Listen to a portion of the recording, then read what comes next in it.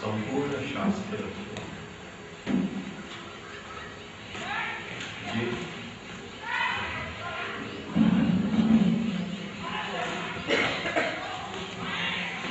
જે સાધકને માર્ગ પર ચાલવું છે, અંદરના કૃષ્ણને ઓળખવું છે, એની માટે જે જે જરૂરી છે એ બધું મહાભારત છે.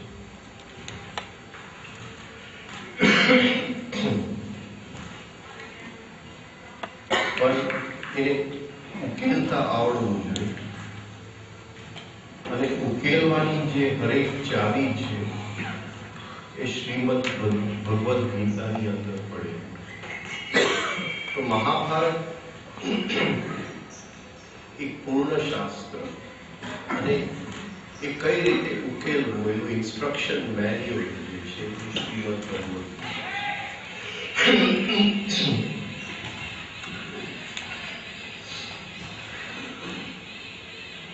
આપણી અંદર એ આત્મ તત્વ શ્રી કૃષ્ણ બેઠા છે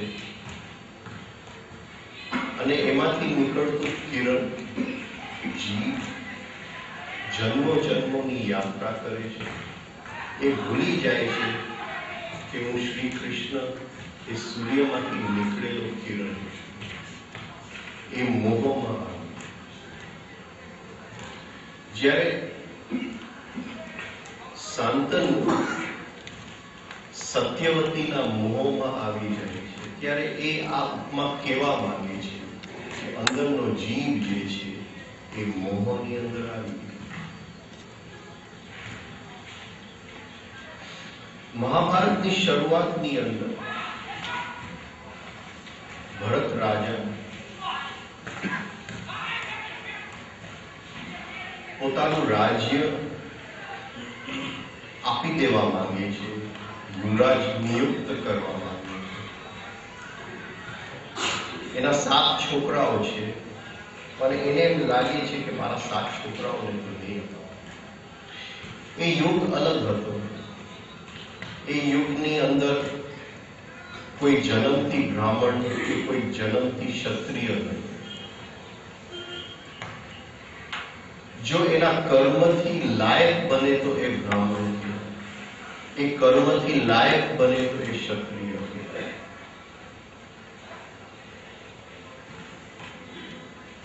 એવી જ રીતે રાજાનો દીકરો રાજા બને એ નક્કી વાત નહીં. જે લાયક હોય એને રાજ મળે. આ એના જેવી વાત થઈ. આપણી કલ્પના ન કરી શકીએ એવી વાત થઈ કે આપણે મરી જાય પણ આપણું વિલ, આપણો જે જમીન છે, આપણી જે મિલકત છે એ એના નામે કરી જાય જે લાયક છે, આપણા દીકરાના નામે.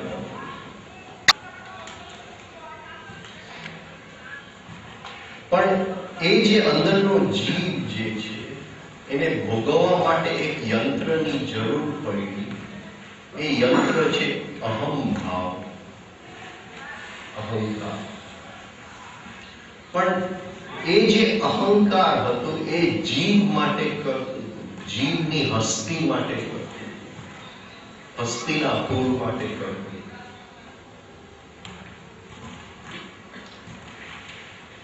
આપણે કોઈ પણ કાર્ય કરીએ છીએ તો જરા આપણે વિચારીએ કે આપણે કોની માટે કરીએ છીએ. એની માટે કરીએ છીએ કે આપણી માટે કરીએ છીએ. તો આપણને ખ્યાલ આવશે કે એની માટે તો આપણે કંઈ કરતા નથી. એની પૂજા એ કરીએ છીએ તો એ આપણા માટે જ કરીએ છીએ. મંદિરમાં જાય છે તો એ આપણા માટે કરીએ છીએ. એની માટે આપણે શું કરીએ છીએ? પણ જે શરૂઆતની અંદર જે અહંકારનો જન્મ થયો, એ અહંકાર પહેલી વાર જે એનો જન્મ થયો એ ક્યાંક અંદર ચિત્તમાં એ ક્ષણ પડેલો છે ત્યારે એ અહંકાર એની માટે જન્મ થયો, પોતાની માટે નહીં. તો ભરત રાજા ને એનું રાજ્ય આપવું છે એની માને પૂછવા જાય છે શકુંતલા. શકુંતલા એટલે બર્ડ, પક્ષી જે આકાશમાં ઉડે. પક્ષી આકાશમાં ઉડે, એના પદચિહ્ન છૂટતા નથી ક્યાંય પણ, છેલ્લે ખાલી આકાશ બચે છે. મનુષ્ય જ્યાં જાય ત્યાં એના પદચિહ્ન છોડી જાય છે. આ જે પદચિહ્ન છે એને સંસ્કાર કહેવાય છે. એક ક્ષણ છે એની અંદર હું એની સાથે હું ગુસ્સો કરી લઉં છું, પણ એ નીકળી જાય છે, એ ક્ષણ નીકળી જાય છે, પણ એ ક્ષણ પછી પણ કંઈ શેષ, કંઈ પદચિહ્ન રહી જાય છે, કંઈ ગુસ્સો રહી જાય છે. એ ફરીથી ગુસ્સો થવા માટેનું બીજનું રોપાણ છે. એને કર્મ કહેવાય. કંઈક શેષ રહી જાય છે. એવી પણ પક્ષી જ્યારે ઉડે છે આકાશની અંદર તો કોઈ પદચિહ્ન છોડતા નથી. મનુષ્ય પ્રકૃતિની અંદર ક્યાંય પણ કર્મનો નિયમ નથી. પ્રકૃતિની અંદર ક્રિયાનો નિયમ છે. કારણ કે જે કરે છે એ એક યુનિવર્સલ માઇન્ડ, યુનિવર્સલ ભગવાનની ઈચ્છા પ્રમાણે જાય છે. પણ મનુષ્ય પોતાની ઈચ્છા પૂરી કરે છે. એને તો ખબર નથી કે ભગવાનની ઈચ્છા શું છે. અને એક મોહની અંદર જીવે છે, એક માન્યતાની અંદર જીવે છે કે મંદિરમાં જાઉં છું, પૂજા કરું છું, જપ કરું છું તો એની ઈચ્છા પૂરી કરું. એ બધું જે કરે છે એ પોતાની માટે કરે છે. આપણે એક ફેક્ટરી નાખવી છે તો કોઈ દિવસ વિચારતા નથી કે આ મારી ઈચ્છા છે પણ એની ઈચ્છા મારી સાથે છે કે કેમ. કોઈ વિચારતું નથી. અને એની ઈચ્છા આપણા સમયમાં નહીં આવે, એની માટે પ્રતીક્ષા કરવી પડે. એનો સંકેત જોવો પડશે. અહંકાર જોર જોરથી બૂમ પાડશે કે ફેક્ટરી નાખ, પણ એ તો બહુ ઝીણા શબ્દમાં, બહુ શાંત શબ્દમાં અંદર બોલશે કે મારી ઈચ્છા છે કે નથી. અને એ સાંભળવાની કલા એ નથી આપણી પાસે. અંદરના ભગવાનને સાંભળશું કેવી રીતે? એ તો ભાનુસિંહ કે એની સાથે ટેલિફોન પર વાત કરો, પણ જ્યાં સુધી અહંકારના બૂમબરાડા ચાલુ છે એની સાથે ટેલિફોન પર વાત કેવી રીતે કરશે? આપણા કાન ટેવાયેલા જ નથી. કારણ કે he speaks in whispers. The master speaks in whispers. તો એ ભરત રાજાને એની માએ કીધું કે એનો જવાબ હું નહીં આપું, તું કડવા ઋષિ પાસે જા. કડવા ઋષિના આશ્રમની અંદર હું મોટી થઈ છું, એની પાસે જા. કડવા ઋષિ પાસે જાય છે. કડવા ઋષિ કહે છે કે આનો જવાબ હું નહીં આપું, તું સ્વની ઉપર વિજય પામ.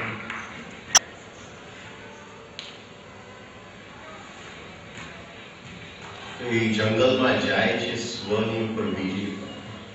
અને પાછું આવે છે અને કહે છે કે મારા દરબારની અંદર ભરદ્વાજ છે, ભરદ્વાજ પુત્ર આ રાજ. અને એવી રીતે કેટલી પેઢીઓ સુધી એ ચંદ્રવંશી રાજાઓની અંદર કર્મ પ્રમાણે રાજપાટ આપવામાં આવતો. જ્યારે શાંતનુનો વારો આવ્યો ત્યારે એનો દીકરો દેવવ્રત ભીષ્મ કર્મ પ્રમાણે પણ લાયક હતો, એટલે પહેલી વાર બાપે દીકરાને રાજપાટ આપ્યો. પણ પછી શાંતનુ મોહમાં આવી, જીવ મોહના ઊંઘની અંદર સૂઈ ગયો. અને જ્યારે જીવ મોહના ઊંઘની અંદર સૂઈ જાય છે ત્યારે રાજપાટ અહંકાર સંભાળી ગઈ છે. અહમ ભાવના જુદા જુદા છટાઓ રાજપાટ સંભાળી ગઈ છે. અહમ ભાવમાંથી નીકળેલું જો ઈર્ષા ભાવ હોય તો 5 મિનિટ માટે રાજપાટ સંભાળી ગઈ. અહમ ભાવમાંથી નીકળેલો ક્રોધ હોય તો 5 મિનિટ માટે રાજપાટ સંભાળી. હવે કાયમ માટે એક રાજા નથી, એક પછી એક આવતા જાય છે અને રાજ કરતા જાય છે. અને એક રાજકોષમાંથી આપે છે, એક બીજા પાસેથી લૂંટે છે. અને અંદરના આ બધાય જે અહંકારની જે છટાઓ છે એ કઈ રીતે જીવે છે એ આપણને ખ્યાલ જ નથી. તો શાંતનુ ફરીથી મોહની અંદર પડી જાય છે, સત્યવતીના મોહમાં પડી જાય છે. અને એનો દીકરો ભીષ્મ, દેવવ્રત ભીષ્મ પ્રતિજ્ઞા લે છે. અને પછી હસ્તિનાપુરની ઇમ્પોર્ટન્સ ઘટી જાય છે એના જીવનની અંદર. મારી પ્રતિજ્ઞાનું ઇમ્પોર્ટન્સ વધી જાય છે. બસ અહીંથી મહાભારતનું યુદ્ધનું બીજ રોપાયું. મહાભારતનું યુદ્ધ જે છે એ દુર્યોધનના કારણે નથી થયું, એ ભીષ્મના કારણે. આજે પ્રતિજ્ઞા, આજે અહમ ભાવ હતો, મારી પ્રતિજ્ઞા, મારું, આજે મારું જન્મ થઈ. જે અહંકારનો જન્મ એ અંદરના જીવને માટે, એને કઈ રીતે આ દુનિયાને 5 ઇન્દ્રિયોમાંથી ભોગવવું, એની માટે એક કરતા ભાવ માટે જન્મ થયો. એમાંથી અહમ ભાવનો હવે જન્મ થયો, મારી પ્રતિજ્ઞા.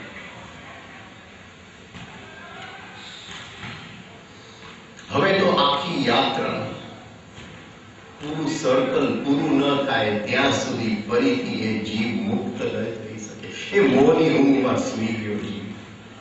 હવે તો આખી સર્કલ પૂરી કર્યા વગર જ છૂટકો જ.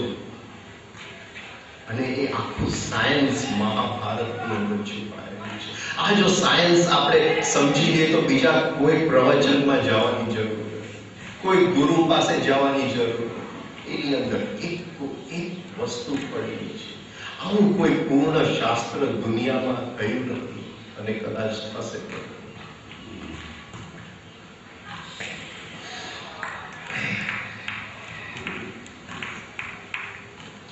હવે એ જે જીવ સૂઈ ગયો, એ ભૂલી ગયો આત્મ તત્વ સાથે મળેલો હતો, એનો જ પ્રકાશ, એનો જ એક કિરણ, એનો જ એક પાર્ટ છું, એનો જ એક અંશ છું, એ ભૂલી જાય છે. એ જીવ અને આત્મ તત્વનું મિલન જે છે ફરીથી દ્રૌપદીના સ્વયંવર વખતે થાય છે. કેટલી લાંબી યાત્રા થઈ. અને એ જે આત્મ તત્વને વ્યક્ત થવા માટે કેટલી બધી અડચણોમાંથી અંદર નીકળવું પડે છે. એને નાનો હોય છે ત્યારે એને કૃષ્ણને પુત્તનાનું વધ કરવું પડે છે. પુત્તના કંસની દાઈ હતી, એના સ્તન ઉપર ઝેર લગાડી અને બાળકોને મારી નાખી. બધું અંદરની વાત છે. એ કદાચ થઈ ગયું હશે કે નહીં એની સાથે મારે કોઈ ચર્ચામાં ઉતરવું નહીં, પણ અંદર તો ચોક્કસ અત્યારે પડેલું છે. એ પુત્તના છે, એને કંસનો વધ કરવો પડે છે. એની પહેલા કંસ કેટલા રાક્ષસો મોકલે છે, એ બધાનો વધ કરવો પડે છે. કલયા, કાલ, સાપના રૂપમાં કાલ આવે છે, કાલને બાંધવો પડે છે. આ બધું જે છે એ અંદરના એક ડગલા છે, જે અંદરના આત્મ તત્વને અડચણ જો આપણે કાઢી નાખીએ તો એ વ્યક્ત થઈ શકે અને અંદરના જીવ અર્જુન સાથે મિલન થઈ શકે. એવી રીતે જીવ પણ કેટલી મુશ્કેલીઓમાંથી પસાર થવું પડે છે. જંગલની અંદર ઋષિઓ સાથે નાનપણ કાઢવું પડે છે. ફરીથી હસ્તિનાપુર આવે છે અને ઈર્ષાઓ અને જુદી જુદી કપટની યુદ્ધની અંદર 5 ભાઈઓ ફસાય છે. લાક્ષ્યગ્રહ જે બળી જાય છે અને ફરી એક નાનું વનવાસમાં માની સાથે એ લોકો નીકળી પડે છે, જ્યાં ભીમ જુદા જુદા રાક્ષસોને બાંધી રાખે છે. બધું અંદર સાયન્સ. પછી 12 વર્ષ કપટ યુદ્ધનું રમત અને 12 વર્ષ વનવાસ, 1 વર્ષ અજ્ઞાતવાસ, અને પછી અજ્ઞાત પછી જીવ અને આત્મા એ બેવનું ટેલિફોન લાઈન બંધાય છે.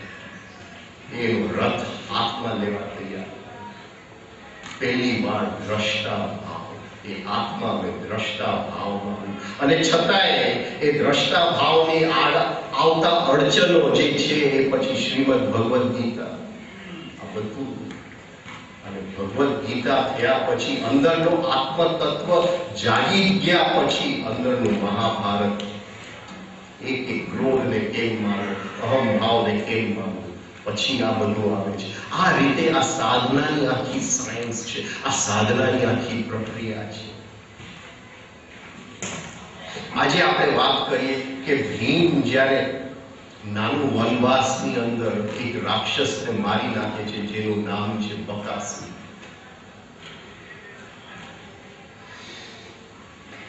એક ચક્ર નગરીની અંદર એ રાક્ષસ છે બકાસુર.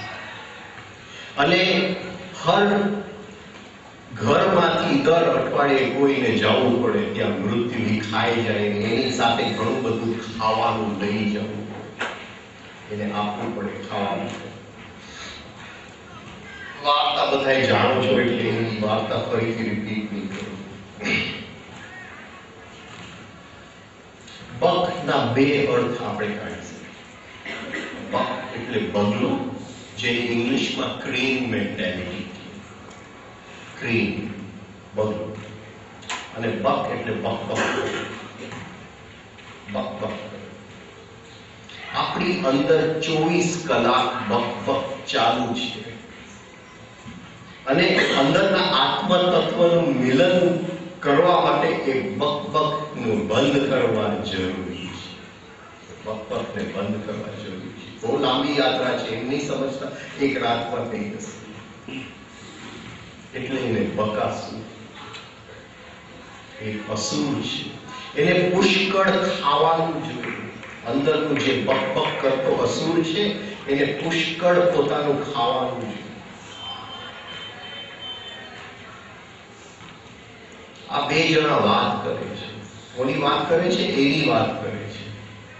અને એની બધી નબળાઈઓને એની નેગેટિવ વાત કરે છે. અને મારો પણ અંદરનો રાક્ષસ જાગી ગયો, અસુર જાગી ગયો, બક એને પણ. અને હું કંઈક ચાહું છું જે આ બે જણા તો બિલકુલ જાણતા નથી એની બાબત. એટલે એ રાક્ષસ હવે એનું ખાવાનું માંગે છે કે મને આ એક રેકડો ભરીને ખાવાનું આપો, હું મારું બક કરી દઉં. આ સમજાય છે શું કહેવા માંગુ છું? આમ તો નોર્મલી પુરુષો કે લેડીઝ બક કરે, અમે નથી કરતા. ઇલેક્શન આવશે એટલે જોજો પુરુષો કેમ બક કરશે.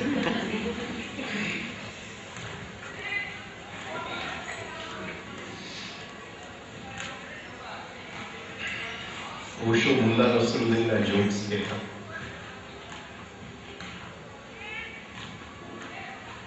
કે મુલ્લા કોઈએ પૂછ્યું કે તારું ઘર સંસાર કેમ ચાલે છે? કે બહુ સુંદર ચાલે છે. કે કઈ રીતે ચાલે છે? ઝઘડાઓ નથી થતા? એ કે નહીં, બધી નાની વાત એ નક્કી કરે, બધી મોટી વાત નક્કી કરે. કે નાની વાતમાં શું આવે? કે નાની વાતમાં છોકરાઓને કયા સ્કૂલમાં રાખવા, ઘરે શું રસોઈ કરવું, હું પૈસા મારું પગાર ઘરે લઈ આવું એમ શું કરવું, બધું ઘરમાં શું કરવું, ઘરને કેમ સજાવવું, ક્યાં ઘર રાખવું, બધું એ નક્કી. તો બોલા એ બધું એ નક્કી કરે તો તું શું નક્કી? હું નક્કી કરું કે ભારતનો રાષ્ટ્રપતિ કોને હોવું જોઈએ, પ્રાઇમ મિનિસ્ટર સારી રીતે કામ કરે છે કે નથી કરતો. બક અંદરનું બક ચાલુ છે. હવે આ બકાસુર રાક્ષસને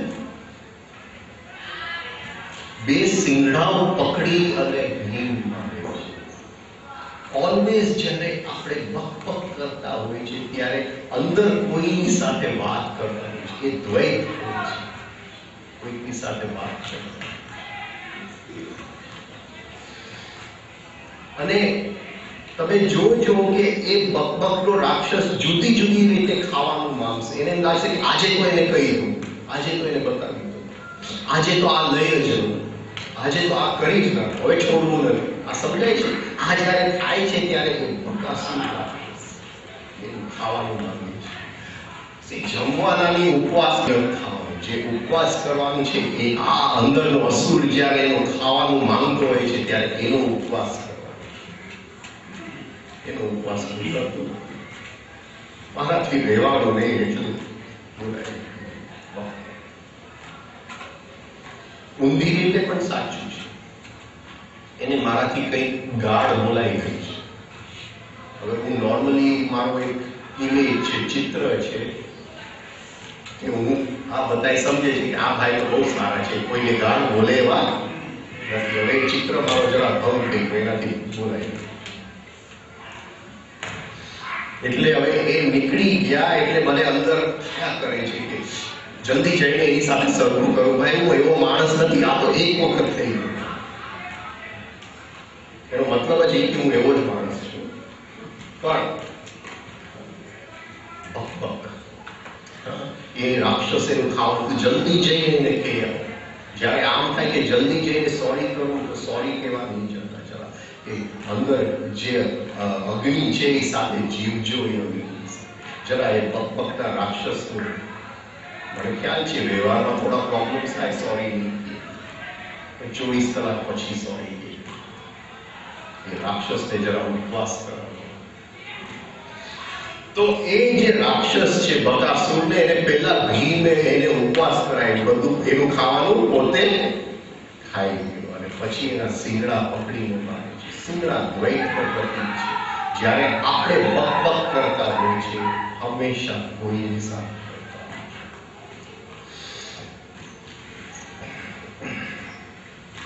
શિવના મંદિરમાં જાય તો શિવલિંગના દર્શન કેમ કરવાના? એક દિવસ સોમનાથના મંદિરમાં રામદુલારે બાપુ સાથે ગયો. એને કીધું તને આવડે છે દર્શન કરતા? મેં કીધું તમે છો એટલે તમે શીખડાવો ક્યાં કેમ દર્શન કરવા. આ બે સિંગડાની વચ્ચેથી દર્શન કરો. આ બે દ્વૈતની વચ્ચે એ જે છે એ અદ્વૈત છે.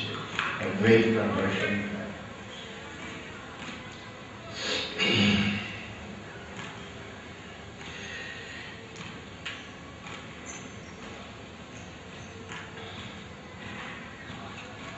ઘણા વર્ષો સુધી કોન્શિયસ સ્લીપનું પ્રેક્ટિસ ચાલુ છે. રાતની ઊંઘની અંદર સવારે ઉઠી ફરીથી સૂઈ જાય. નિંદ્રા શું છે? નિંદ્રાની અંદર જાગૃતિ કેમ લઈ જાય? અને જ્યારે નિંદ્રાની અંદર જાગૃતિ લઈ જાય છે ત્યારે અંદરનું જે આપણું સાયકિક નેચર જે છે, અંદરનું જે મન જે છે, એ જે બહારની આંખ અહીંયા જોઈ છે, અંદરની આંખ એ મનને જોઈ છે. ત્યારે ખ્યાલ આવ્યો કે મન જે છે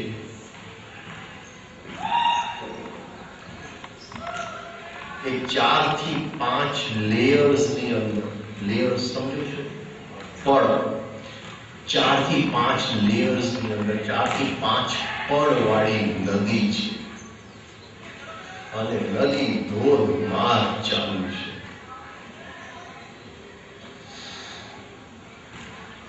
આપણે આમ બહારથી નદીને જોઈએ તો નદી એક દેખાય, પણ જો ખ્યાલ આવે કે ઉપરના રિપલ્સ જે છે, ઉપરના જે મોજા જે છે એ એક છે. એ જુદા સ્પીડે ચાલે છે. એનું તાપમાન જુદું છે, એનો સ્વભાવ જુદો છે. અને એની નીચે જે પાણીનું પડ છે જે જાય છે એ એનાથી જુદા સ્પીડમાં જાય છે. એનો સ્વભાવ જુદો છે. એની અંદર આવા મોજા થતા નથી, પણ કદાચ એડી કરન્ટ્સ નાના નાના થતા હશે, જુદા જુદા કનેક્શન્સ બનતા હશે. એનાથી નીચે બીજો પડ છે, એનાથી નીચે બીજો પડ છે, અને કદાચ એનાથી નીચે પણ બીજો પડ છે. એવી રીતે આ મન જે છે એ 5 પડ વાળી નદી છે.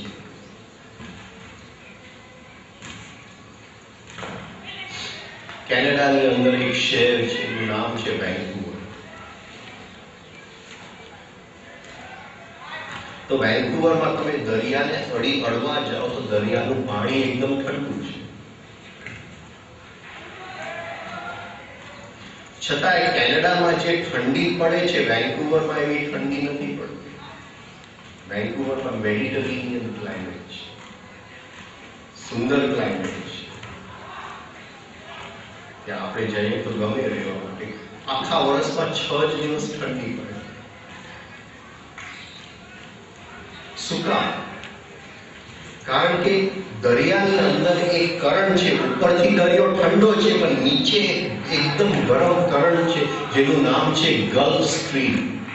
અને એ વેન્કુવરને અડીને જાય છે. એટલે એની ગરમીના કારણે જે વાતાવરણની ઠંડી છે એ લાગતી નથી. આખું ત્યાંનું વેધર બદલાય ગયું, ક્લાઇમેટ બદલાય.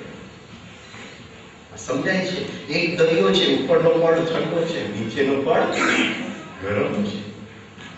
એવી રીતે મન જે છે એ પડવાળી ગતિ છે. આ જે પડ છે એને પતંજલિએ નામ આપ્યા છે વિતર્ક વિચાર આનંદ આનંદ અસ્મિતા રૂપ અનુગમાત સંપ્રજ્ઞાત. આ સંપ્રજ્ઞાતના 5 પ્રકાર છે. આ મનના 5 પ્રકાર છે. વિતર્ક એટલે બક કરવું, જે આપણે અત્યારે જવાના છે. વિચાર, હવે વિચાર અને વિતર્ક, બક કરવું અને વિચાર, બેવની વચ્ચે ફરક શું હોય શકે? ફરક શું હોય શકે?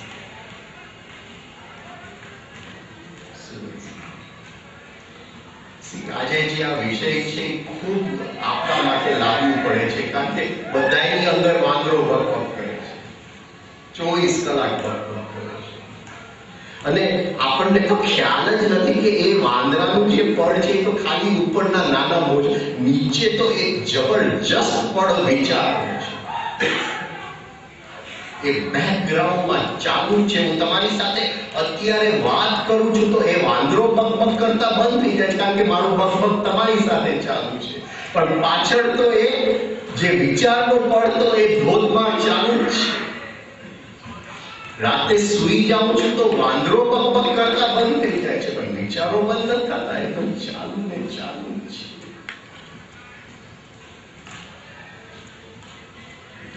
આ બે પડ, હજી તો ઉપરનું પડનું આપણને ઓળખ નથી, જે બકબક કર્યું છે, બકાસુર.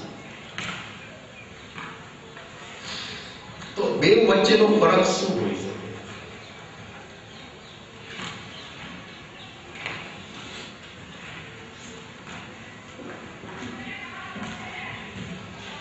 ઓલવેઝ જ્યારે બકબક કરું છું ત્યારે કોઈકની સાથે હું બકબક કરું છું. ગઈકાલે એને મને આ ચશ્મા વેચ્યા 100 રૂપિયામાં, પણ ઘરે આવ્યો મને એમ થયું કે 95 રૂપિયામાં જરાક રસપસ થઈ ગયો ને તો એ આપી જ. એટલે સવાર સુધીમાં એને તો એક વખત મને વેચ્યા, પણ સવાર સુધીમાં 25 વાર એની પાસેથી 95 માં લઈ લીધા. પકડાય છે શું કહેવાનું? ઓલવેઝ જ્યારે આપણે બકબક કરીએ છીએ ત્યારે કોઈ સાથે કોઈ, જે મેં કીધું, ભૂલથી એને મેં ગાળ આપી દીધી. ભૂલથી તો કોઈ આપતું નથી ગાળ, અંદર તો અહંભાવ પડેલો જ છે. એને મેં ગાળ આપી દીધી અને પછી ખ્યાલ આવે છે કે ઓહો, મેં એને દુઃખ પહોંચાડ્યું. એને હું સોરી કહેવા જાઉં એની પહેલા 100 વખત અંદર તો હું સોરી કહી જ રહું છું. બકાસુર, ત્યાં હું ઉપવાસ કરી નથી શકતો. આ બકબક ચાલુ જ છે. આજે શેર બજાર ચાલુ થશે. હું ઓફિસમાં જાઉં, શેર બજારનો ધંધો કરું, પણ હજી એ શેર લીધું નથી, એ વેચ્યું નથી, પણ અંદરના બકબકમાં લઈને કેટલી વાર વેચાઈ ગયું છે. સમજાય? કેવો અસુર છે, કેવો રાક્ષસ છે, બધા અંદર બેઠો છે. હવે અત્યારે મારો પગ જો ખુરશી સાથે ભટકાય અને હું 2-4 બોલી દઉં અહીંયા, એની હું વાત નથી કરતો, એની વાત નથી. રસ્તા ઉપર આપણે કોઈને મારી લીધું અને એને જરા 2-4 બકબક કરી લીધું, એ બકબકની આ વાત જ નથી. આ જે અંદર મોનોલોગ જે ચાલે છે, મોનોલોગ એકાંકી છે બીજા સાથે, પણ વાત હું એકાંકી કરું છું.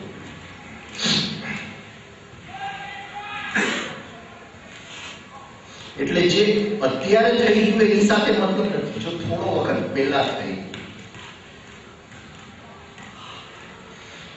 હવે જેમ આપણે જાણ્યું કે બધી સાધના જે છે એ બહારની ઘટના સાથે મતલબ નથી, અંદર શું ચાલી રહ્યું છે એની સાથે મતલબ.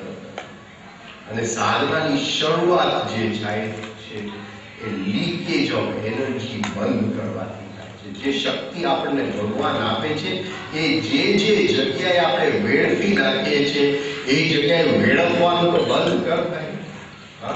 પાણી જાય છે પણ જે લીકેજીસ છે એ બંધ કરો.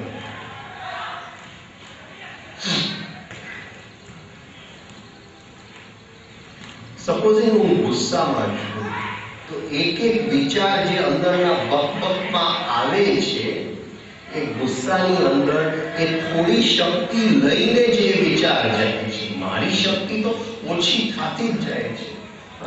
ઓવરહેડ ટાઈમમાંથી તો પાણી ઓછું થતું જાય છે. સપોઝિંગ હું કોઈના પ્રત્યે ઈર્ષ્યામાં છું, જેલસ છું, તો જેટલી વાર એનો વિચાર કરું છું એટલી વાર અંદરથી શક્તિ તો ચાલી જ જાય છે. I lose energy. આ સમજાય છે બધાને? શું કહેવું? It's a loss of energy. હવે જે બકબક અંદર થાય છે આપણને જો ખ્યાલ આવશે તો 99% આઈ એમ સેટિંગ સમથિંગ રાઈટ. મને કંઈક છે કે આ ખોટું થઈ ગયું, એ વસ્તુને હું સાચું કરું છું, એ વસ્તુને હું સરખું કરવા જાઉં છું. અંદર કંઈક અહંકારમાં છે કે બધી વસ્તુઓ સરખી આવી જોઈએ.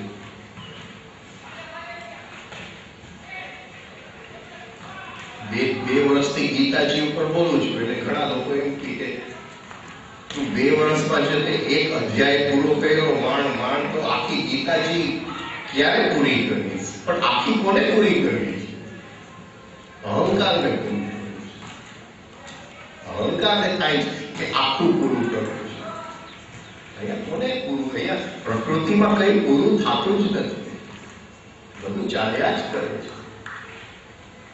બધાને એમ છે કે પૂરું કરવું છે. અત્યારે તમે બેઠા છો, બધાને એમ છે કે મૃત્યુ પહેલા તો હું હરેક ઈચ્છા મારી પૂરી કરીશ, હરેક ઈચ્છા પૂરી કરીશ. બધાની અંદર આ પડેલું છે અને મૃત્યુ આવતીકાલે જ છે, બસ નજીક પણ છે.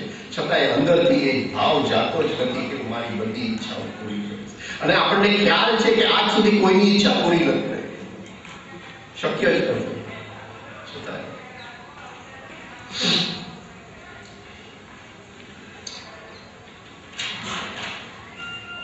બીજું, જ્યારે એ અંદરનું બકબક આપણે ઓબ્ઝર્વ કરશું, થોડું એના પ્રત્યે આપણે ધ્યાન આપશું, આપણા અટેન્શન આપશું, ત્યારે ખ્યાલ આવશે કે પહેલી વાર આપણને પહેલી વસ્તુ શું ખ્યાલ આવ્યો કે હંમેશા એમાં બીજો વ્યક્તિ હોય છે જેની સાથે આપણે વાત કરતા હોય છે.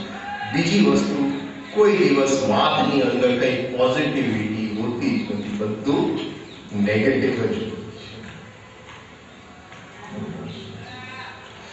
લગભગ મારી જાતને સાચો ઠરવવા જાઉં છું, સેલ્ફ જસ્ટિફિકેશન જેને ગુરજેફ કહે છે. હું મારી જાતને સાચો ઠરવવા જાઉં છું. કોઈ કે મારી સાથે સરખો વ્યવહાર નથી કર્યો, કોઈ કે મારી સાથે સરખો વ્યવહાર નથી કર્યો. મને એક ભાઈ કેનેડા ગયા હતા, એની વાત કરતા હતા ત્યાં કે ત્યાં કોઈ ફંક્શનમાં ગયા હતા, મોટા પોલીસ ઓફિસર અહીંયા હતા અને કંઈક એક્સચેન્જ સ્કીમની અંદર ત્યાં ફંક્શનમાં ગયા હતા. અને જે મંચ ઉપર બેઠા હતા એની બાજુમાં મિનિસ્ટર આવીને બેસી ગયા. મિનિસ્ટર આવીને બેસી ગયા એટલે પછી મિનિસ્ટરને બોલવાનો વારો આવ્યો એટલે માઇક પાસે ગયા, ખુરશી ખાલી કરી. એ ખુરશી ખાલી જોઈને એક ભાઈ આવીને બેસી ગયા એ ખુરશી ઉપર. આ ભાઈને અંદરથી રહેવાનું નહીં, આ ઇન્ડિયામાં તો આવું બને એટલે એને રહેવાનું નહીં. એટલે એને કીધું કે ભાઈ આ ખુરશી મિનિસ્ટરની ખુરશી છે. તો ભાઈ કીધું કઈ મિનિસ્ટર બીજી જગ્યાએ બેસી જશે, અહીંયા જો થયું હોય. અને એ હકીકતે એ મિનિસ્ટર આવ્યો, એને જોયું કે આ મારી ખુરશીમાં બેસી ગયો, સીધો જઈને બીજી જગ્યાએ બેસી ગયો. અહીંયા તો જરા ગવર્મેન્ટ ઓફિસમાં જાઓ અને સેફ સરખી રીતે જો વાત ન કરો તો એ જે છે, કોઈ કે મારી સાથે સરખો વ્યવહાર નથી કર્યો. કોઈકના ઘરે હું જરા ગયો છું પણ રોટલી ઉપર ઘી નથી ડાલતા, પતી ગયું, ચાલુ અંદરનું બકબક ચાલુ. હવે એ બકબકને આપણે શરૂઆતની અંદર બંધ નથી કરવું. આપણે આપણી જાતને ઓળખવું છે કે આ બકબક ક્યાંથી આવશે. એની ઉપર ડબ્બો મૂકી દેશું, ઢાંકણું મૂકી દેશું તો એ દબાઈ જશે.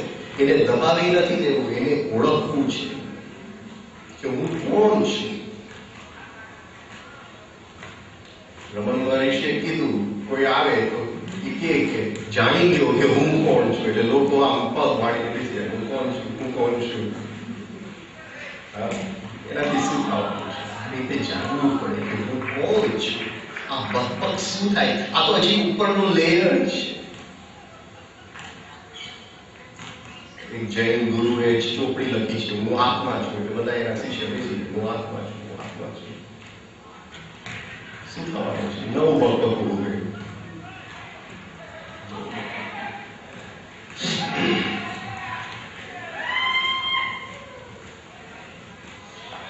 એમાં હંમેશા બીજી વ્યક્તિ હોય છે અને કોઈ વખતે ભગવાન પણ હોય છે. ભગવાનને પણ હું કહી શકું, દેખ તેરી દુનિયા की हालत क्या है भगवान, कितना बदल गया इंसान. भाई तू बदल रहे, इंसान मुझे થવાનું હોય. ફરિયાદ ભગવાન સાથે ફરિયાદ. It is always personal. મારી સાથે કંઈ થયું છે. બધું આપણે જો બકબકને ઓબ્ઝર્વ કરશું ને. મારું લેક્ચર મેં તો બહુ સારું આપ્યું, પણ કોઈ બોલી ગયું કે સાવ બેકાર. પર્સનલ થઈ ગયું, પર્સનલ થઈ ગયું. હવે બકબક ચાલુ કે સમજતો નથી, હવે અભણ હશે, ચાલુ. કોઈ વખતે બહાર પણ આપણાથી કંઈ થઈ જાય છે, આપણને ખ્યાલ પણ નથી, બકબક ચાલુ થઈ જાય અને હાથમાં કપ હોય પડી જાય, તૂટી જાય. આપણને ખ્યાલ કે બહાર કંઈ ટેબલ તૂટી ગયું, કપ તૂટી ગયું. અને આની ખાસિયત શું હોઈ શકે? મને એક ખાસિયત જો આખી આપણે વાત કરી શું હોઈ શકે? આ નાનો હોય છે તો મજા આવે. પ્રશ્ન ન પૂછી શકું તો એના મળે શું ખાસિયત હોઈ શકે? ચલો એક બીજી હું ખાસિયત બતાવું, પછી તમે મને કહો કે સપોઝિંગ હું ડે ડ્રીમિંગ કરતો હોઉં. ડે ડ્રીમિંગ કરતો હોઉં. ડે ડ્રીમિંગ સમજો છો તમે? દિવસે સપના જોતો હોઉં. દિવસે સપના. હવે સે મારે એક ફેક્ટરી બનાવી છે અને ડે ડ્રીમિંગની અંદર એ ફેક્ટરી બનાવવા, રાઈટ? તો એ ડે ડ્રીમિંગની અંદર શું ન હોય? શું ન હોય? એ તો બરાબર. નિષ્ફળતા. વાહ. એ ફેક્ટરી હું બનાવવા જાઉં તો ડે ડ્રીમિંગની અંદર સિમેન્ટના ભાવ તો એ જ દિવસે નીચે પડી જશે. રો મટીરિયલના ભાવ એ જ દિવસે નીચે પડી જશે. તમે સમજો છો? ડે ડ્રીમિંગની અંદર કોઈ પણ અડચણ આવતું નથી. બધું સારું જાય છે જીવનની અંદર. જીવનની અંદર શક્ય છે. હજી તો ફેક્ટરીનું નામ લેશું ત્યાં સિમેન્ટના ભાવ વધી જશે. એટલે ડે ડ્રીમિંગની અંદર ક્યારે પણ અડચણ આવતા નથી. પણ જે રિયલ જીવન જે છે, જે જીવનનું તથ્ય, સત્ય નહીં, સત્ય જુદી વસ્તુ છે. જે જીવનના ફેક્ટ્સ જે છે, નોટ રિયાલિટી, જે ફેક્ટ્સ ઓફ લાઈફ, એની અંદર તો એક પછી એક અડચણ છે જ. અને બધાને અનુભવ છે. મારે કહેવાય કદાચ કોઈ નીકળે કે મારું તો બધું અડચણ ચાલે છે. એવી જ રીતે અંદર જ્યારે આપણે બકબક કોઈની સાથે કરતા હોય ત્યારે શું હોઈ શકે? અંદર શું? We are always right. આપણે કોઈ દિવસ ખોટા નથી. એને રોટલી દાલના વાળી તો એનો વાંક છે, મારો વાંક નથી. એને મને ગાળ આપ્યો તો એનો વાંક છે. એ ટાઈમસર કામ ન કર્યું તો એનો વાંક છે, મારો વાંક કોઈ દિવસ નથી.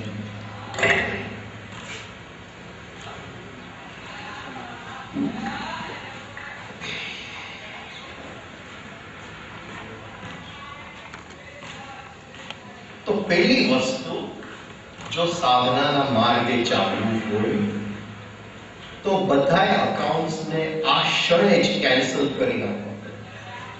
જો સાધનાના માર્ગે ચાલવું હોય તો એકો એક જે અકાઉન્ટ હોય અંદર આ ક્ષણે એને બેલેન્સ કરી નાખવું. કોઈ પૈસા લઈ ગયું, એના પૈસા બેલેન્સ થઈ ગયું.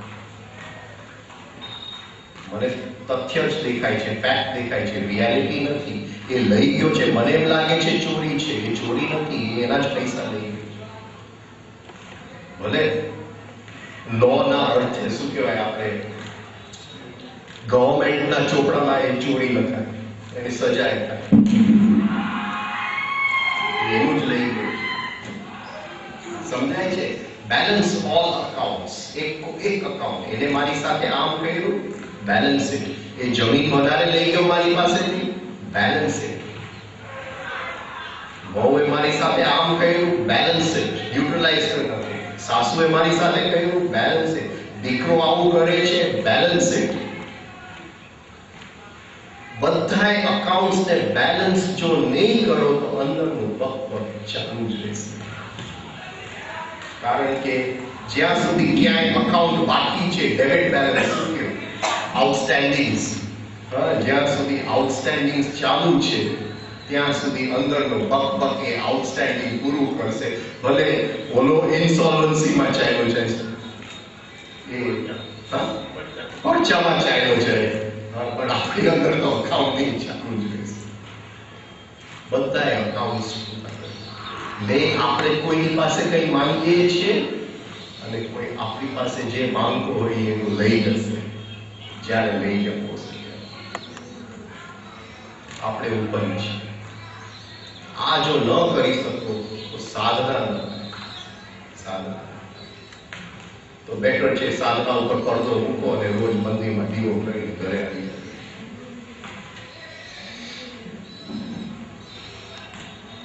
બીજું, થોડું જીવનના જે બહારથી આવે છે એમાં થોડું અંદર સેપરેટ થઈ જાવ. થોડું બીજા પ્રત્યેનું એક અંદર સહાનુભૂતિ, એક ભાવ કેળવો. એને હક છે કહેવાનું કે તારો લેક્ચર બેકાર, એને હક છે, એનો હક છે. અને કદાચ ગહેરાઈમાં જાય તો એને જે કીધું છે એમાંથી ઘણું બધું મારા વિશે જે મને નથી દેખાતું એ મને સમજવું પડશે. કદાચ જો થોડી ગહેરાઈ પણ કોઈ પણ આપણને કંઈ કે, કોઈ પણ આપણી સાથે કંઈ કરે અને નાની નાની વાતમાં જો દુઃખ લાગી જવાનું હશે તો ફરીથી બકબક ચાલુ થઈ જશે. મેડિટેશનમાં બેસીને બકબક બંધ નહીં કરતા, કારણ કે એકો એક બકબકના બીજ મેડિટેશનમાં નથી પડતા. એટલે ખાલી એ ઉપરથી સફેદ ચાદર ઓઢવા જેવી વાત છે. કદાચ ટીવીમાં તમે જોયા હશો કે કોઈ એક વ્યક્તિ કથા કરે છે અને આગલી રોમાં બધા રામ નામના ચાદર ઓઢીને બેઠા છે. કદાચ જોયું હોય, ખબર નહીં, ટીવીમાં ઘણા બધા ચેનલ્સ અત્યારે આવે છે. રામ નામનું ચાદર નહીં ઓઢી.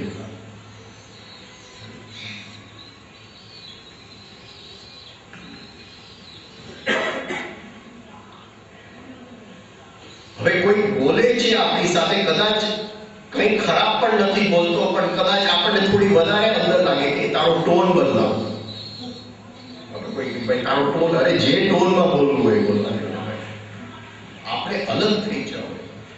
એને જે ટોનમાં બોલવું હોય આપણે અલગ થઈ જાવ. જ્યાં સુધી બહારની વસ્તુ કોઈ પણ હોય આપણને અસર કરે છે ત્યાં સુધી આપણે જીવન પ્રકૃતિના ગુલામ છે. સમજી ગયા? ગુલામ છે. બહારની કોઈ પણ વસ્તુ આપણને જો અસર કરે તો હજી અંદર જવા માટે આપણું ધ્યાન આપણે વાળી નથી શકીએ. અત્યારે બેઠા છે અને અવાજ જો અસર કરતું હોય, સેપરેટ થઈ એમાંથી અલગ થઈ જશે. જો સરખું ધ્યાન એકાગ્ર કરશો તો કોઈ અવાજ આપણને હેરાન કરી શકે.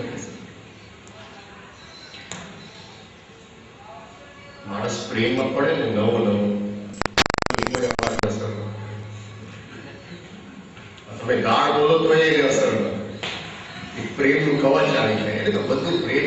આંખમાંથી એને દેખાય એવું મીઠું મીઠું. તમે એને ગાળ બોલો તો એને મીઠું મીઠું લાગે. તમે ગમે તે ટોન વાપરો એને મીઠું મીઠું લાગે. એવી રીતે અંદર કંઈક અલગ થઈ જાવ પણ પાછળ અહંકાર બેઠો જ છે. અહંકાર ખતરનાક છે. એ કહેશે જલ્દી એની સાથે લગ્ન કરવાની, અને જેવું અંદર એનો કબજો લેવા જાય છે એની અંદર પ્રેમ નીકળી જાય છે. પ્રેમ કરતું નથી.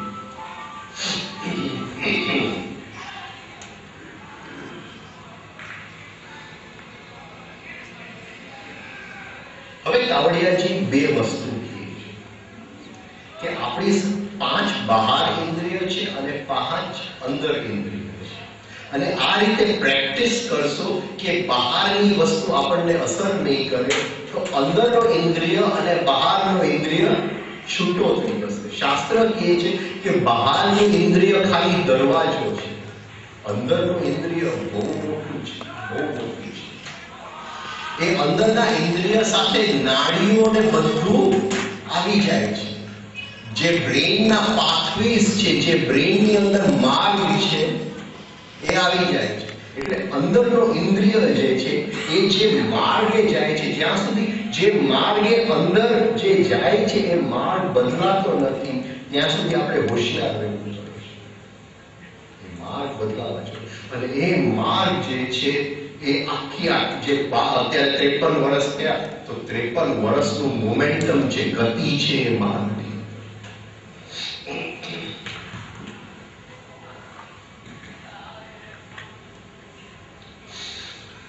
જે બહારનું ઇન્દ્રિય છે એને અંદરનું મન દેખાતું નથી.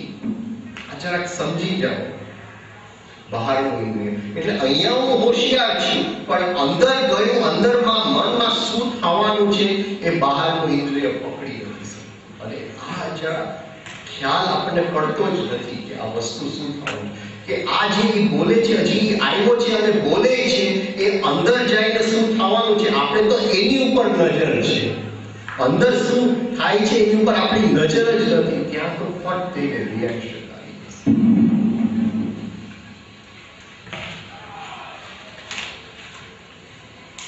હવે ઘણા લોકો એમ કે શું ફરક પડે છે, મેં 2-3 ગાળ અંદર આપ્યા, બહાર તો નથી આપ્યા ને. 2-3 ગાળ અંદર આપ્યા પણ એની ઈર્ષા કરી, અંદર કરી, બહાર તો નથી કરી, એને બતાવ્યું તો નથી. ઘણા લોકો એમ નહીં માનતા. હું અંદર જો ગાળ બોલું તો સાધનાની દ્રષ્ટિએ હું એ ગાળ છું જ. હું એ મારું મનની ક્વોલિટી આ છે, જે હું બોલું છું એ જ હું છું. એનાથી અલગ એ ભાઈ હોય કે ન હોય પણ હું તો એ છું જ.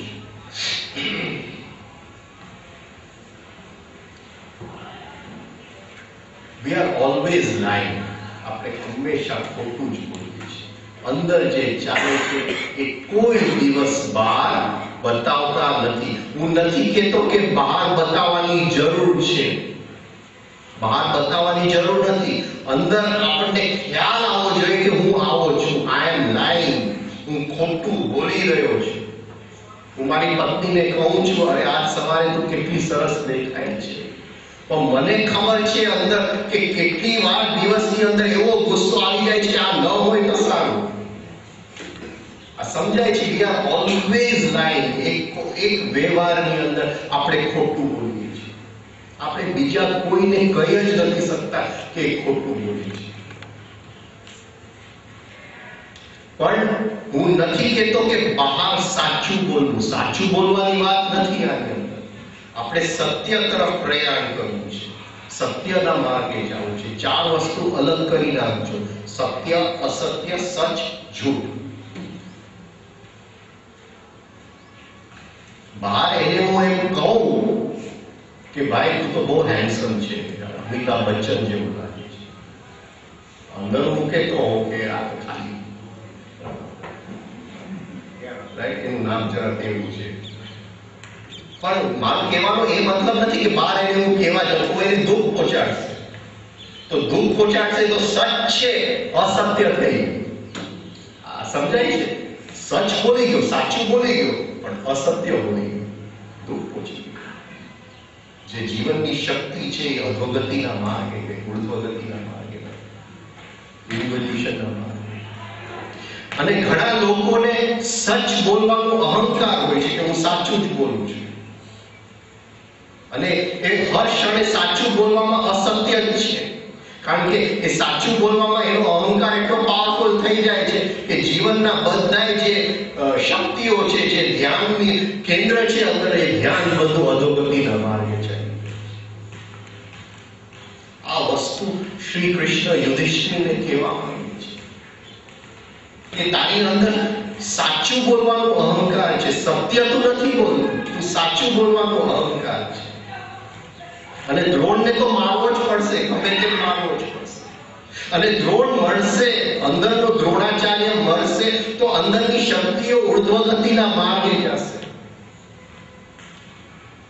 અને એને મારવા માટે તારે જૂઠ બોલવું પડશે, પણ એ જૂઠ અસત્ય નથી, એ સત્યના માર્ગે જાય છે. આ સમજાય છે હું શું કહેવા માંગુ છું?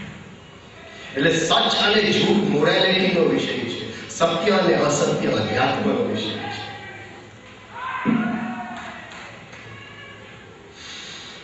એટલે એ અંદર આપણને, હું નથી કહેતો જો બહાર વ્યવહારની અંદર બધું સચ બોલવા ગયા તો વ્યવહાર ભાંગી પડશે. હું મારા પત્નીને કહું કે ભાઈ મને દિવસમાં 5 વખત વિચાર આવે છે કે તું ન હોય તો સારું, તો પતિ ગયું, આજે ડાયવોર્સ થઈ ગયો, આજે ડાયવોર્સ થઈ ગયો. પણ એ અંદર ખ્યાલ હોવો જોઈએ કે હું વિચાર આવ્યો તો એક ક્ષણની અંદર ગુસ્સો આવ્યો અને વિચાર આવ્યો કે આની સાથે ક્યાં હું પડું, એ ખ્યાલ આવી ગયો. અંદરના દ્રષ્ટાને પકડી જવું કે હું તો એવો જ છું, ભલે બહાર હું બતાવતો નથી, અંદર તો એ હિંસાની વૃત્તિ પડેલી છે. આ સમજાય?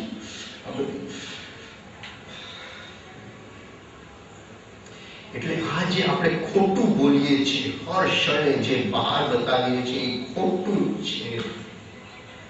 એ ખ્યાલમાં આવી જવું જોઈએ. અને જેવું ખ્યાલ આવશે, ભલે બહારનો વ્યવહાર ખોટો હોય, અંદરની શક્તિઓ તો સત્યના માર્ગે જશે.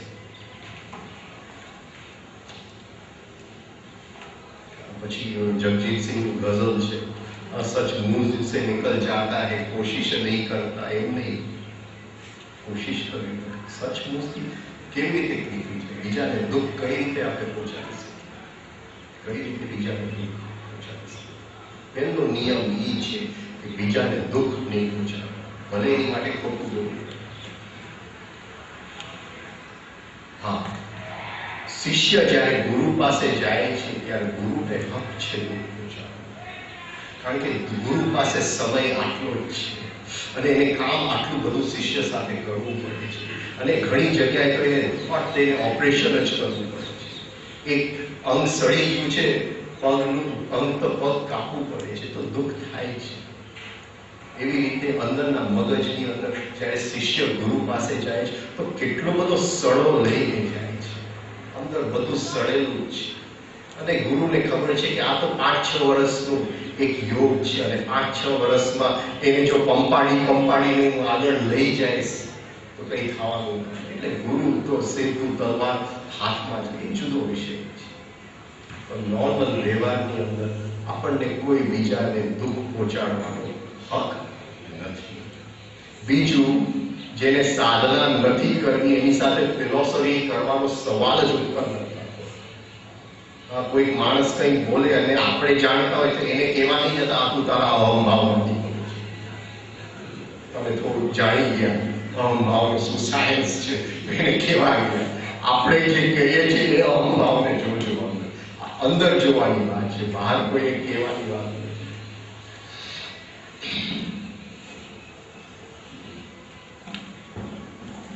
હવે મને ગુમરું થાય છે શરીરની અંદર,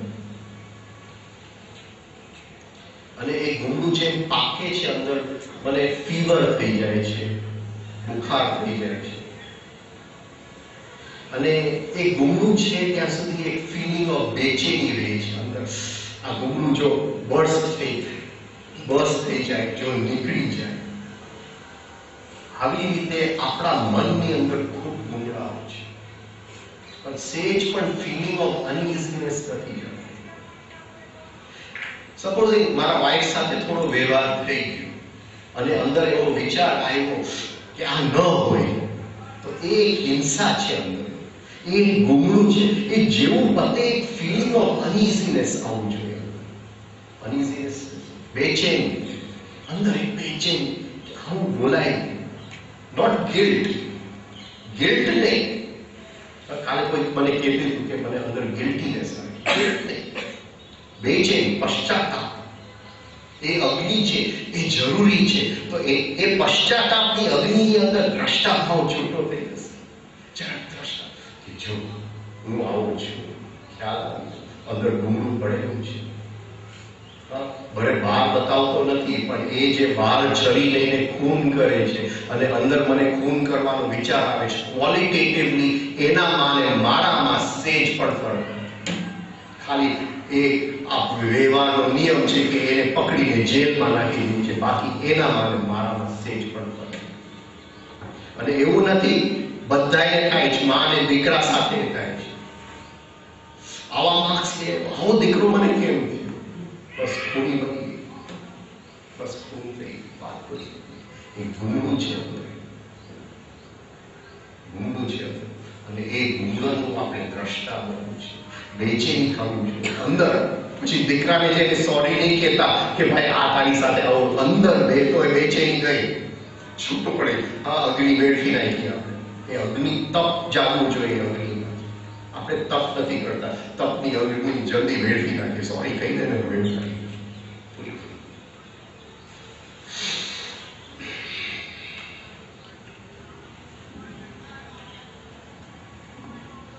ઘણી વાર આવો જ્યારે અંદર વિચાર આવે છે, બહારથી આપણને પત્ની હેરાન કરતી હોય અને અંદર વિચાર આવે આવું જો થઈ જાય તો ઘણી વાર એ ગુમડાની એન્જોયમેન્ટ આવે છે. આ સમજાય છે? ભલે બહાર હોય એની સાથે સારો, અંદર એવું એ ન હોય, અંદર મારું ડે ડ્રીમિંગ ચાલતું હોય, હા, કે એ ન હોય, એની બદલે હું આની સાથે પડ્યો, કોઈ એક્ટ્રેસ સાથે પડી ગયો છું ને આમ ખુશમાં છું, તો એ જે હિંસાનો ભાવ છે એનું મને એન્જોયમેન્ટ થાય છે.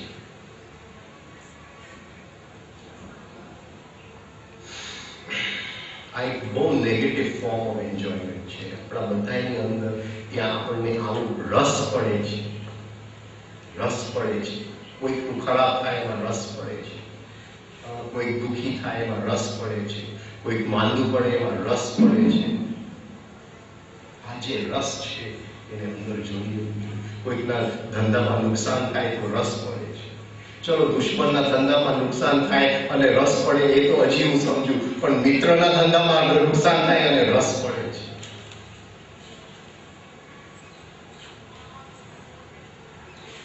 આ જે રસ છે અંદરના ગુમડાઓમાંથી નીકળતો રસ, એનો મતલબ શું થયો કે મારે હેલ્ધી રહેવું જ નથી. મને તો મારા આખા શરીરે ગુમડાઓ એ ગમે છે, આઈ એન્જોય ઇટ. અને હું આખો દિવસ મને ફીવરમાં જ રહું, ફીવરની બેચેનીમાં જ રહું, એ જ મને ગમે છે.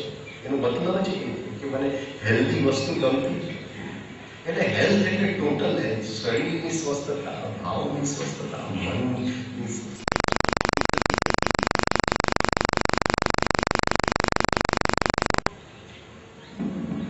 કદાચ એક ચિત્ર હોય મારું, કયા કયા ચિત્રના મેં રાખ્યા છે મારા, કયા કયા ચિત્ર રાખ્યા છે.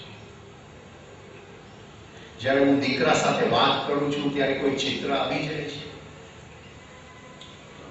દીકરો કહે છે કે પપ્પા હું આમ ભણી નથી શકતો. કેમ નથી ભણી શકતો? મારા જમાનામાં તો હું આવી રીતે 10-10 કલાક ભણતો.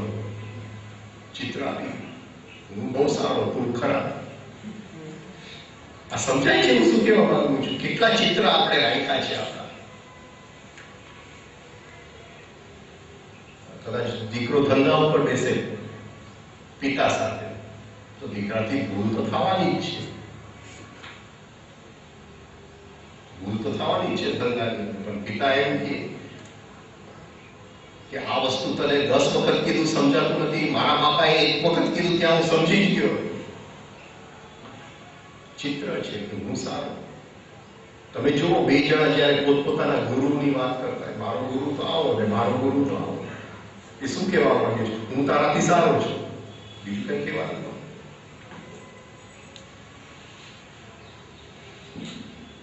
તો આપણે ક્યાં ક્યાં ખોટું બોલીએ છીએ, આપણી અંદર ક્યાં ક્યાં ગુમડાઓ છે, આપણી અંદર ક્યાં ક્યાં હિંસા પડેલી છે, આપણે કયા કયા ચિત્ર આપણે લઈને ફરીએ છીએ, કયા કયા ચિત્ર લઈને ફરીએ છીએ, કયું ચિત્ર સોસાયટીએ બતાવે? બહારની વ્યવહાર બદલવાની વાત જ નથી, અંદરના દ્રષ્ટા બદલે. કારણ કે પર્સનાલિટી ડેવલપમેન્ટ આપશે એટલે કે બહારનો વ્યવહાર બદલાવો, એની સાથે અધ્યાત્મને મતલબ જ શ્રી કૃષ્ણ જાગવો છે. અને શ્રી કૃષ્ણ જાગે એ પહેલા સંજય જાગવો છે. સંજય જે અંદરના આંધળું મનને બધું સાચું કહે છે એટલે સંજય બોલાવે. સમજાય છે શું કહેવા માંગુ છું? હવે જ્યારે અંદર જાગૃતિ આવે છે, ધીમે ધીમે આપણા ચિત્ર એની મેળે, પર્સનાલિટી ડેવલપમેન્ટ કરવાની જરૂર નથી, ધીમે ધીમે ચિત્ર એની મેળે તૂટી જાય છે ને ખરી પડે છે.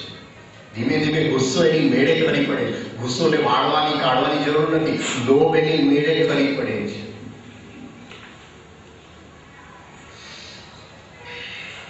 હવે અંદરના સંજયને જન્મ કેમ આપશે? સંજય ધૃતરાષ્ટ્રનો જ માણસ એ સેજ પણ ખોટું નથી બોલતો. ધૃતરાષ્ટ્ર જે થઈ રહ્યું છે યુદ્ધ ભૂમિમાં એ જ એને કહે છે, કંઈ પણ એડ નથી કરતો પોતાનું, કંઈ પણ એડ નથી કરતો.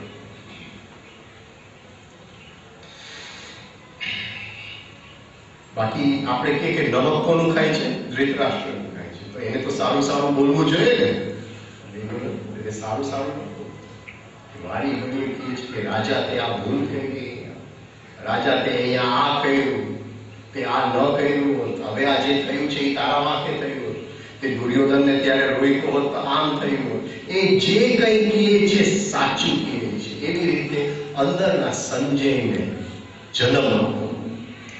આ જે મોનોલોગ ચાલે છે એને ડાયલોગ બનાવ્યો. શું કહેશો? જે એકાંકી વાર્તાલાપ ચાલે છે, તમે સમજો છો, એને મને ગાળ આપ્યું, મારો અપમાન કર્યું, અહીંથી હું ચાલુ છું, હવે અંદર હું એની સાથે જ બોલું છું, એની સાથે જ બોલું છું કે તારું શું હક છે મને ગાળ આપો, હવે હું તને સરખો કરીશ, હવે હું તને આમ કરી નાખીશ, હવે એની પત્નીને જઈને કહીશ કે આ તું કેવા વ્યક્તિ સાથે પરણ્યો હતો, આ તો આવો છે, તને કદાચ ખ્યાલ નહીં હોય. હા, આવું બધું અંદર ચાલતું હોય છે મારે. પણ એ એકાંકી છે, એ બિચારાને બોલવાની છોડ નથી. અંદર જે મારું બકબક ચાલે છે એમાં એને બોલવાની છોડ નથી. ત્યાં સંજયને ઊભું કર્યું, એને બોલવાની છોડ આપો. એ સંજય છે કે રાજા તું જે માને છે, હા, કે એને ગાળ આપી, તું જરા જો તે ગઈકાલે એને ગાળ આપી હતી કે નહીં, તો તને આ એનામાં શું ફરક છે? ધૃતરાષ્ટ્રને સામે સંજયને ઊભો કરો. અને આ જે તને દુઃખ લાગ્યું છે એ અંદરનો અહંભાવને દુઃખ લાગ્યું છે. અંદરનો રિયલ જીવને તો દુઃખ લાગી શકતું જ નથી. જીવને તો મુક્ત થવું છે એટલે એને દુઃખ જોઈએ છે. જીવને દુઃખની સાથે કઈ મતલબ, જે દુઃખ લાગ્યું છે એ અહંકારને દુઃખ લાગ્યું છે, તો એને તો ઉગાડવાનું છે. તું શેનો બકબક કરી રહ્યો છે? અંદરના રાજાને કહ્યો, હે રાજા, હે ધૃતરાષ્ટ્ર, હે રાજન, તું જે બકબક કરી રહ્યો છે આ બકબક બરાબર, એને બોલવાનું ચાન્સ આપો. અંદરના સંજયને ઉભો કરો. પહેલું પગલું છે કે અંદરના સંજય ઉભો થાય, પછી શ્રી કૃષ્ણ આવશે. આપણા ચિત્તના 4 પ્રકાર છે: ધૃતરાષ્ટ્ર, સંજય, અર્જુન, કૃષ્ણ. આ ચિત્ત, આ 4 levels of our consciousness, 4 levels of our consciousness. અને આ કરશો તો એ મોનોલોગ છે એ ડાયલોગ બની જશે, એકાંકી દ્વિકાંકી બની જશે, 2 બની જશે. અને હર્ષણે જેમ તમે એ સંજયને જન્મ આપશો, એ સંજય બરાબર જે આપણે બીજા બધાને એકદમ બધા તીર ફેંકીએ છીએ ને કાપીએ છીએ ને, એ આપણને જ કાપતો જશે. અને એ જરૂરી છે. અહંકારને હવે જરા ખ્યાલ આવશે, ડોક્યું હર જગ્યાએ જ્યાં અહંકાર ડોક્યું કરવા આવશે ત્યાં સંજય તીર મારી દેશે, સાચું બોલી દેશે. આ અંદરથી ઊભું કરો, અંદરના સંજય.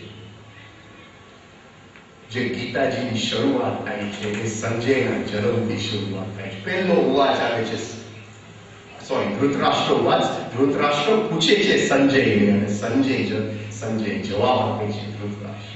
એવી રીતે આપણા જીવનમાં અંદરના સંજયની સાથે વાત કરો. બકબક બંધ નહીં કરતા, મેડિટેશનમાં નહીં બેસી જતા બકબક બંધ કરવા માટે, ક્યાંય મોટે ચડી જશે. અંદરના સંજયને જન્મ આપશો તો ધીમે ધીમે એ કહેતો જશે.